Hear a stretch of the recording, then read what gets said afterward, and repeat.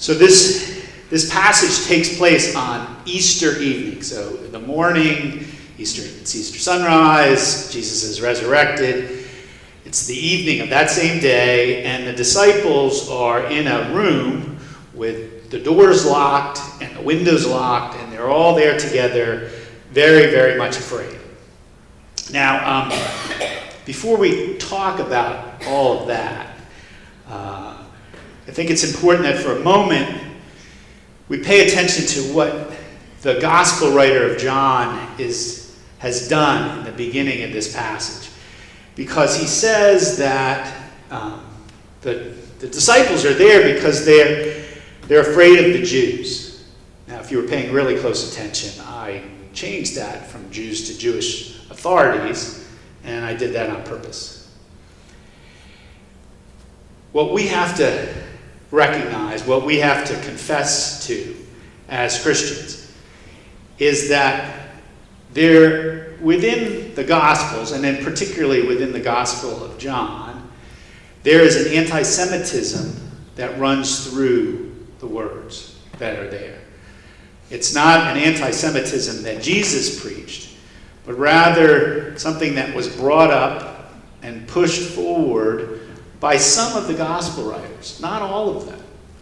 And what we have to try to understand is why. Why would John be seemingly so anti-Semitic here?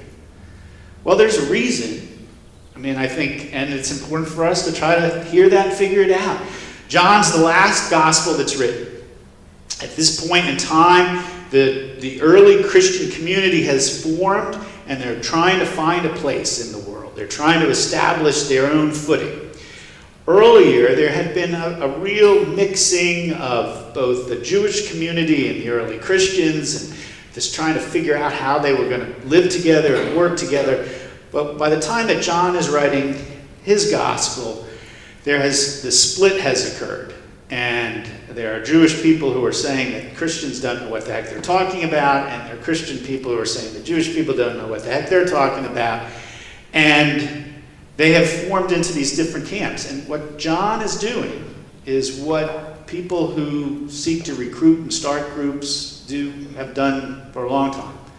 You identify an enemy, and they become the other. So for John, the Jews are the enemy. And in the gospel, you hear John refers to the Jews as if the entire population of the Jewish people either didn't believe some of the things that Jesus said, or they railed against him during his ministry, and it was them who killed him. The reality is, it wasn't the Jewish people as a whole.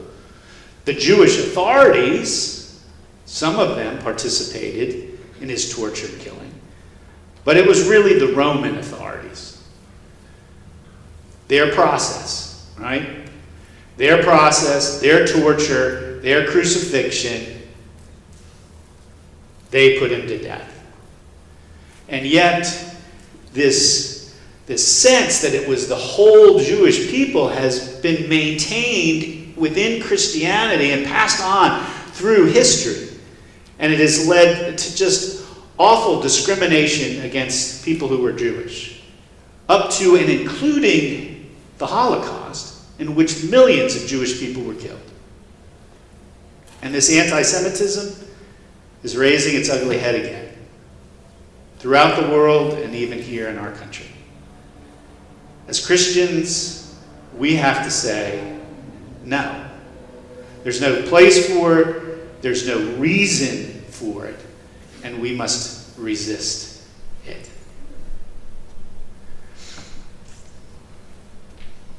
So we do our parts. I'll change the word the Jews to the Jewish authorities, because it reflects the reality. What happens in this passage it's important to note right at the beginning what's going on here. So the disciples they're in this room, and they're locked up in this room. The doors are shut, the windows are shut, And they're afraid. And they're afraid for good reason, right? Because their leader, their friend, the Messiah, had been captured and killed by the Roman authorities, and they know that those same authorities are probably going to come looking for them. And they know their fate could end up just like Jesus. And so they're afraid. There are certain fears in our life that are legitimate fears. It is legitimate to be afraid of people who are on to kill you. Yeah.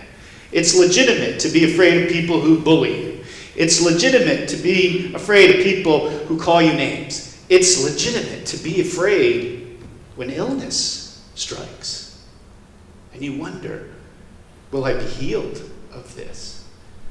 It's legitimate to be afraid when you don't have enough money to buy food and pay for rent or your house or the drugs that you need. It's legitimate to be afraid.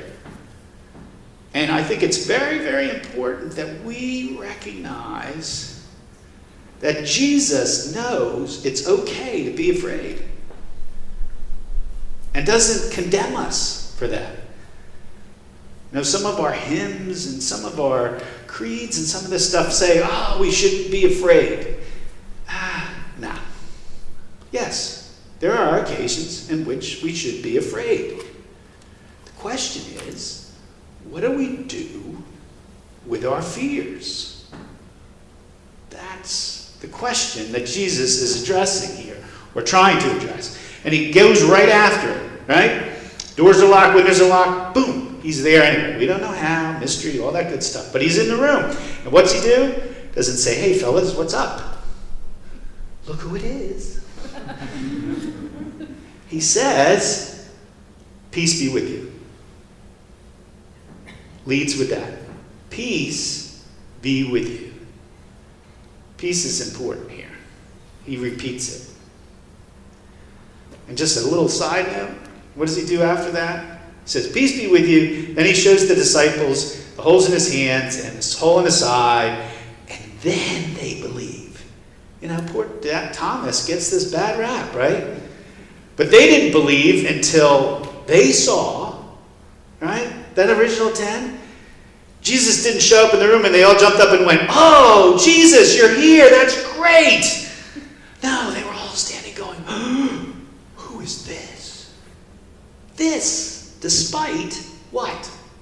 Despite the fact that two of their number, Peter and John, had gone to the tomb, according to the Gospel of John, had gone to the tomb, found an empty tomb, and then came back and told the disciples that, the rest of that 10. And Mary, gone to the tomb, first one there, finds the tomb empty, has a little conversation with a couple of angels, and then she meets Jesus in person. Don't hold me, Mary. Yeah, it's good to see you. Go tell my disciples that I've been resurrected. Because they're not getting the signs, apparently. And I'm going to eventually ascend to God. Before that, I want to meet them. She goes back and tells them that. They're all sitting in this room afraid. Do they believe it or not? Apparently not. I mean, I think if somebody said that this person you loved had been resurrected and was out wandering around in the world, you might go look for him. No? No, they're afraid. So they've locked themselves in the room. And they're legitimately afraid. We shouldn't point fingers at them going, boy, what are these guys? What's the matter with them? How come they're so fearful? No, they have a legitimate reason to be afraid. And Jesus comes to them, bidden or not, and is present with them. And in essence says, I know you're afraid. It's okay. Peace be with you.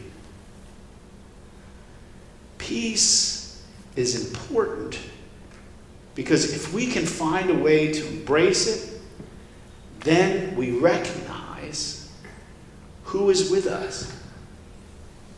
And Jesus gives us, not only tells us that he's going to be with us, not only tells us that the Holy Spirit will be with us, that God will be with us, he shows us, right? He's in the room, despite the locked doors and the locked windows. He is in our lives, despite all that we do to maybe push him aside or put him behind us or not think about. He's there. But if our fears overwhelm us, we might not see that. We might not recognize that. We won't necessarily feel it. So Jesus is pointing out to us that what we need to do is cultivate that peace. We need to get ourselves to a place in which we can feel that peace so that we know that God is with us, will always be with us, will not abandon us, will break through our locked doors and locked windows, and will walk with us. Because we need that presence. We need God's presence to face our fears, to not hide from them, but to face them. Because if we're going to live life, we gotta take them on. You can't live life in a locked room. None of us can. It's not really life. Jesus shares another important bit of information, suggestion, life-giving power. Here, I'm going to share the Holy Spirit with you, he says. Take it. It's for you. It's for all people. And by that, you have the power to be able to forgive. And we need to have some sort of power to do that on occasion, right?